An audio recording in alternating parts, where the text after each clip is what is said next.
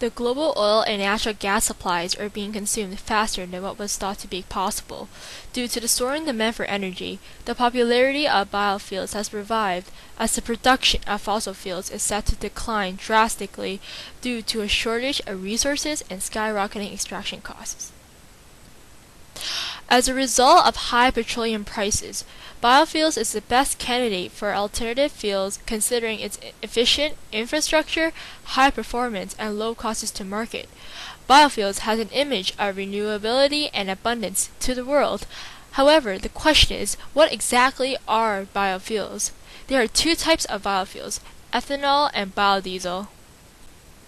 Ethanol is a high-octane alcohol that is created from starches and sugar found in agriculture crops including corn, wheat, and barley. Biodiesel is a renewable fuel made from vegetable oils including soy, canola, and animal fats. Aside from being a cleaner energy alternative as what people think, the production of biofuels has been receiving criticism and concerns regarding its effect on the world detrimentally. But what seemed to be a panacea turned into a problem. Biofuel production is now being blamed for raising food prices, increasing poverty, and by generating fuel from grains, developed countries such as the United States is creating a crisis that can severely impact the global food supply. According to the United Nations, the world food prices hit a record high in January 2011, meaning it is more expensive since the United Nations started tracking the statistics in 1990. For example, grains are now more expensive along with the corn prices increasing by 53% in 2010. Wheat increased by 47% and rice increased to the highest in more than 2 years. At a time when the global economy is struggling to avoid the crisis, the increased food prices could push millions back to poverty and cause millions to go hungry. The cause of high food prices include bad weather, like droughts, heat waves, and floods, skyrocketing demand for food, and then there's ethanol, which the production uses vast amounts of grain and cropland that can be grown for food instead. Ethanol alone in America uses 4.9 billion bushels of corn, which can feed 350 million people. Tim Searchinger, a Princeton researcher, stated that biofuels like biodiesel depend on palm oil, which consumes more than 6.5% of the world's grain and 8% of vegetable oil. Although biofuels seem to provide benefits to the environment and the national economy, it is researched that the corn ethanol's carbon footprint isn't much better than petroleum's. One kind are biofuels that we derive from our current food crops, and that's the kind we're making right now. The shortcomings are it takes a lot of energy to grow the corn, to grow the soybeans. It takes a lot of energy to convert those into usable energy sources. When you're done with all of that, 80% of the energy in that gallon of ethanol is fossil energy it took to make the fertilizer, to grow the corn, to transport the corn, and convert the corn into ethanol. Only 20% of each gallon is new energy. We're not getting a very good return on our energy investment. According to the Fairgoing study, clearing, plowing, and burning land for biofuel crops emits more carbon because carbon stored in the soil and plant biomass are expelled from these actions. Alternate existing farmlands to grow feedstocks for biofuels will add to the carbon debt, as new lands need to be plowed to meet the demand of the food supply. If biofuel proponents want to grow a different grain for biofuels, big land use changes will be needed to replace a certain grain. Clearing the land for biofuel production induces excessive soil erosion, increased deforestation, and destruction of ecosystems, wetlands, and grasslands, thus releasing more carbon in the long run. For example, in Brazil, the deforestation of the Amazon forest is occurring at a faster pace due to the demand in soybeans for biofuels.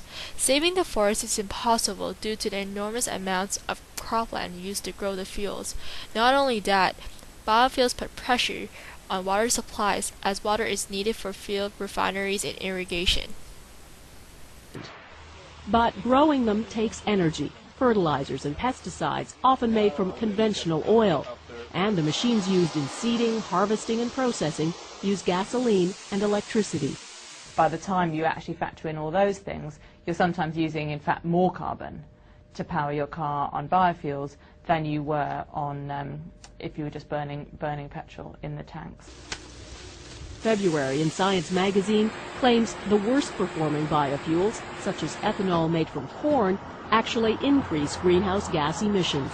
What we found is that using corn for ethanol roughly doubles the amount of global warming pollution that you get from driving your car rather than using gasoline. Aside from the detrimental effects of biofuels, the ethanol boom has created jobs for farmers and agriculture businesses. Developed nations like the United States will benefit from developing biofuels as it creates more job opportunities. For instance, American economist John Urbanchuk estimates that if America produces 10 billion gallons annually, 200,000 jobs and $46 million will be introduced into the economy. Soon, with the successful development for biofuels, countries will encourage people to use more renewable sources. The benefits of biofuels include alternative for petroleum-based fuels. It can be produced locally. The market is growing, and making biofuels can reduce fuel costs if feedstocks are always available. Most countries have jumped on the biofuel bandwagon. Europe grows mostly rapeseed, wheat, and sugar beets. Brazil produces sugar cane, and Southeast Asia grows palm trees to make high-grade oil. In the U.S., corn and soybeans are turned into ethanol. Someday you're going to be using this in your cars. Biofuel industries are more prominent in the United States, Europe, and Brazil, and Canada is beginning to produce biofuels. Bob Frinston, president of the Canadian Federation of Agriculture, blames the United States agriculture policy for the cause of Canadian agriculture's financial depression. American subsidies promote farmers to produce more crops for biofuels, hence increasing food prices. Canada is starting to generate fuels from annual crops, including wheat, soybeans, and corn. The savings will be huge for these farmers. However, the government will not yet support this product. The Canadian government has to offer tax incentives in order to attract private sectors. But the Conservative government has considered that 5% of the gasoline should be made from renewable sources. Prime Minister Stephen Harper has contributed $1.5 billion in subsidies for ethanol and biodiesel production in 2007. Many believe that the government supplying subsidies and incentives to support biofuel industries are morally negligent as they do not pay attention to the depletion of the global food supply. There has been controversy with the biofuel policymakers as they hurry to provide protection to biofuels, and they do not look into the consequences of doing so. In addition to that, there's a lot of waste biomass that is not being used. We have a lot of paper that right now goes into landfills that we could separate and use to make biofuels. We actually have a lot of manure that isn't being used as it could be. That manure actually has a lot of energy in it. That could also be made into biofuels. We think we can probably have 2 times the energy coming from waste that we can get from dedicated energy crops and degraded land. If producing biofuels involves a lot of clearing of forests. Although the notion of biofuels is not new, scientists and researchers are still exploring new technologies and materials to create biofuels that are more efficient and less detrimental to the environment. As ethanol fuel generated from corn is proven to be a menace to the environment, scientists are looking into exploring the next generation of biofuels, which include yeast, algae, and bacteria. Here are various examples of extensive research conducted for the development of biofuels in 2011. So recently, chemists from University of California, Berkeley, have engineered with Clostridium bacteria, agitating it to generate N-butanol, which can offer inexpensive, eco-friendly fuel for transportation. The chemists inserted Clostridium bacteria into E. coli, which is comprised of 5 enzymes and was able to alter acetyl-CoA into N-butanol.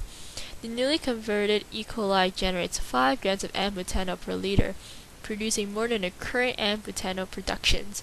Furthermore, researchers from Oak Ridge National Laboratory have discovered that the transgenic copy of switchgrass generates 33% more ethanol compared to the common switchgrass. This research proves that the enhanced switchgrass can produce more biofuels per acre, thus increase fuel supplies for transportation.